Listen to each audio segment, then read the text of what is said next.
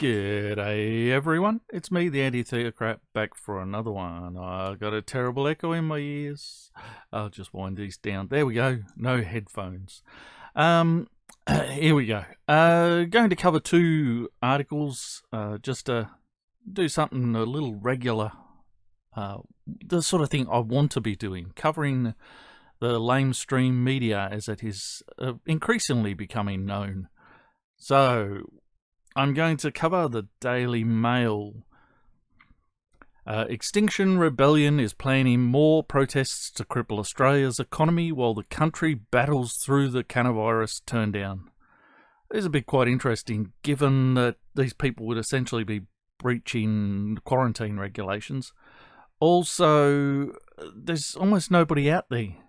There are bugger all people out there doing anything. The traffic is down everywhere. Who the fuck are they going to bother? I don't know. I guess I'll bother someone. I guess there's still people going to work. In any case, I'm covering this one because I'm very excited about Extinction Rebellion going back to the streets. Mainly because this is the photo they first run with. And I've got to tell you, Nork's out for everything. Nork's out for everything. Get your gazungas. Well, these girls in the front haven't got much in the way of gazungas, but you know this one back here, she's rolling a bit. So more Norks for everything. I reckon there should be more of it. On the other hand, we should be allowed to run over the guy in the front. Bugger off. Don't want to see your video. Now these people are worthless. Where's the frickin' Norks? Come on, get them out. You pathetic pieces of crap. No idea what that one is. But, God, I remember this one. Useless. You should be allowed to run them down. You should be allowed to throw them over the pier. They look like they're near water there. Toss them over the edge. Some men just want to watch the world burn. Well, I'm telling you now, I wouldn't mind seeing the crackers go off on cracker night. Cracker night. Let the crackers off. Let's see what's back here, eh? Oh, God, these people, they set themselves just up to be ridiculed in the most blatantly, grimy ways, I guess. See, I don't hold any, there's no value in these people. Most of them have got no fucking idea what they're on about. And, what is the Extinction Rebellion? Extinction Rebellion is an environmental activist group that originated in the UK in 2018. The organisation has since spread into a global movement that branches in Australia, the US, South Africa and Germany and other countries. This group's mission is to mobilise 3.5% of the population to achieve system change through non-violent strategy and tactics. Well, unfortunately, when you stop people getting to work, they take that as both violent and they will hold it against you. What you're aiming for is the kids, isn't it? You're aiming for the kids and the idiots. And I'm telling you now, with somewhere around half the population being less than average IQ, why did you stop at 3.5%? Is your message that dim you can't even get more idiots on board than that? Members sometimes stage protests clad in red robes and white face paint. Sometimes they go Norks out. Norks out! Look, I'm for free porn. Let's just give that shit away, huh? Let's get your tits out in public and let's all have a good oogle, huh? Yeah. Members sometimes stage... Dines are a most common form of protest. Oh, if only they'd really carry it through and do the world a favour. Don't you know the human population is too big? Don't you know that trimming yourself out would help? 3.5% of the population trimming itself out? We'd all be much better off. England's counter-terror police listed Extinction Rebellion as extremist ideology in January. Good, they are. They're tossers, wankers, and they got no fucking idea what they're on about. The listing has since been retracted. Well, that's a fucking shame. They deserve nothing short of that. When you go out and march in the streets to stop people getting to work and shit, oh, Nork's out, then, I mean, I'm all for protesting.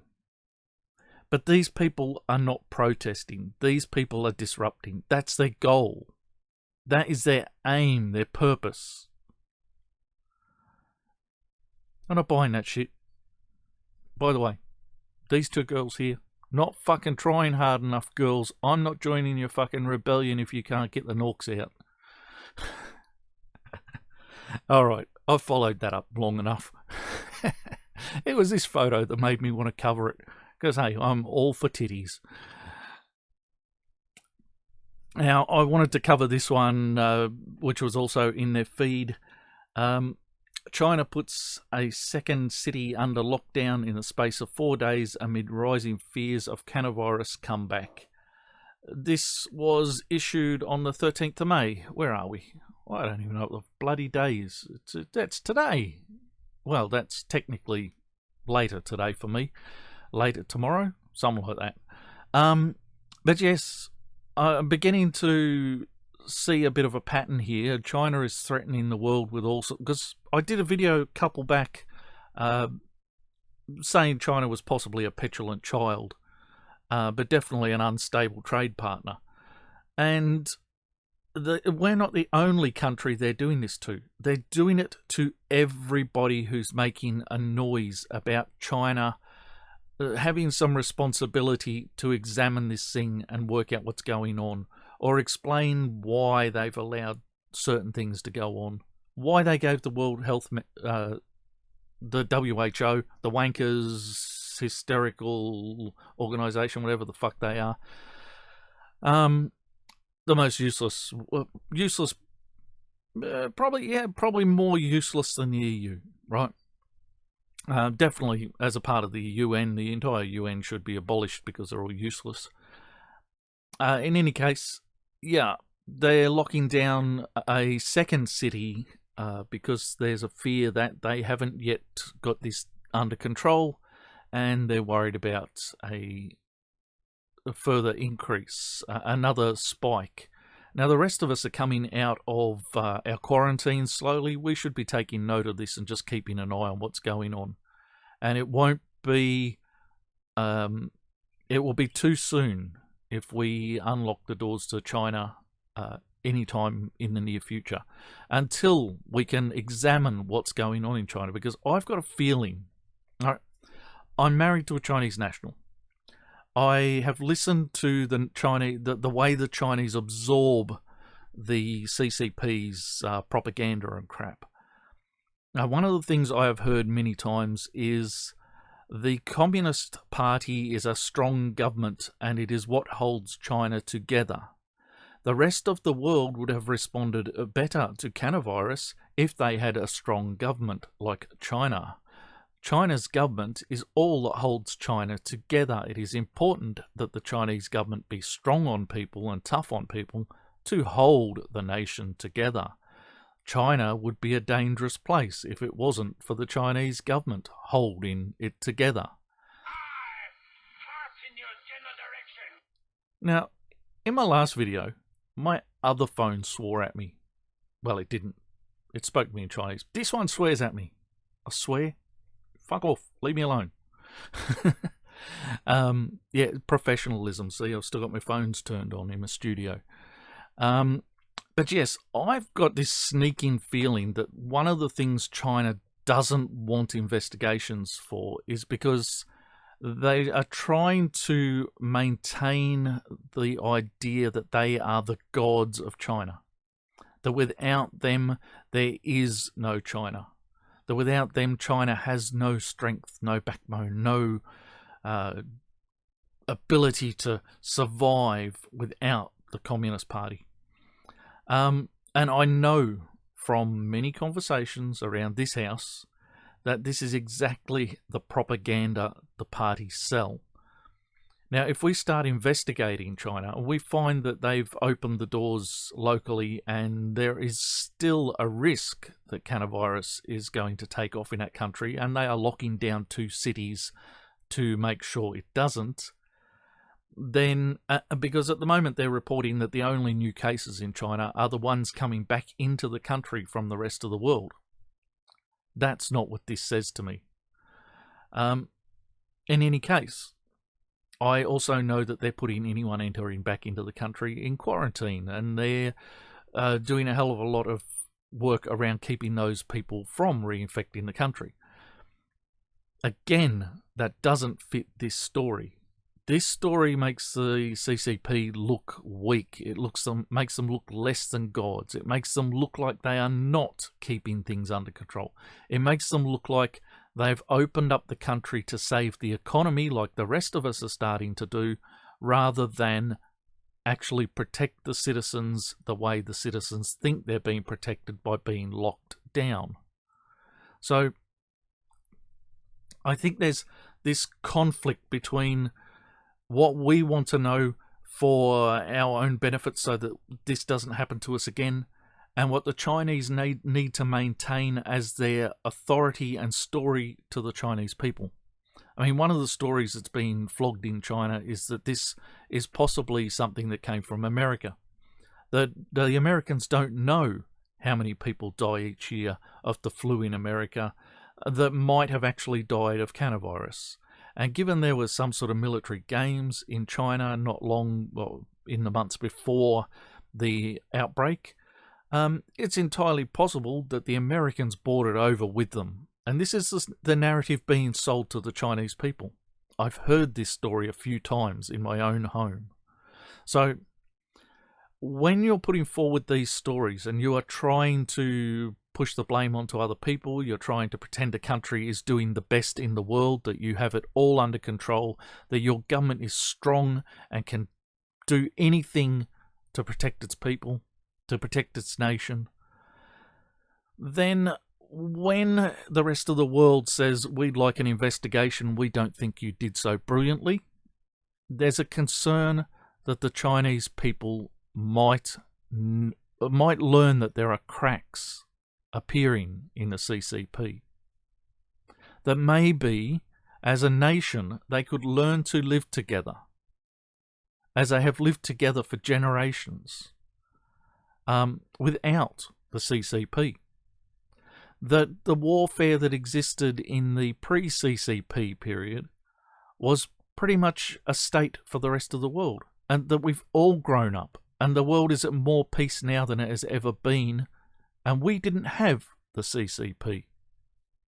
So I think there's something bigger going on here with China threatening us with all sorts of trade barriers and so forth. Anyway, the city of Jinlin enforced a lockdown of its 4.5 million residents on Wednesday.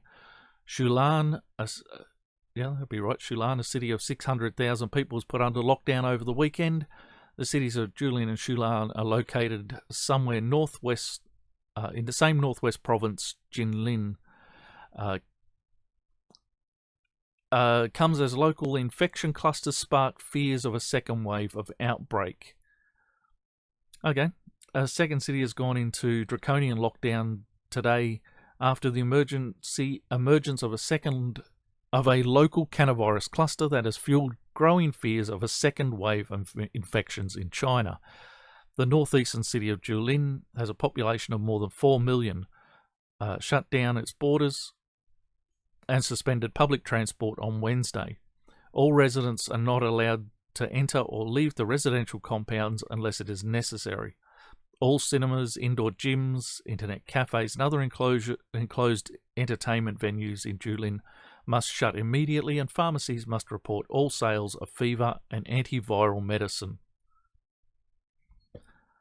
So, there is definitely something going on in China. Although those of us who've been keeping an eye on things and have our and don't take China's word for everything we hear, we've had these suspicions for a while. But this is now, I mean, right, my family are from down here somewhere in this area. The original outbreak of coronavirus is from around here somewhere. And you can see where this is. It's on the other side of the country. Admittedly, Russia's outbreak came after Russia had shut its borders because of Chinese fleeing across the borders. And maybe this has come back to bite them. But however it works, this shows that the CCP might not be the strong, terrifying, nation-building and holding together group that it thinks it is. Or that it would like the Chinese people to think it is. And I think that's why we find ourselves in this crappy situation where the CCP is behaving like a petulant child.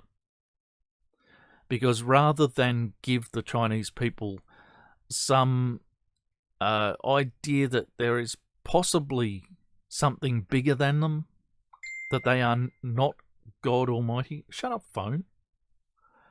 Then, yeah. I don't know. I've got nothing else to say on that. I think it's worth keeping an eye on this situation.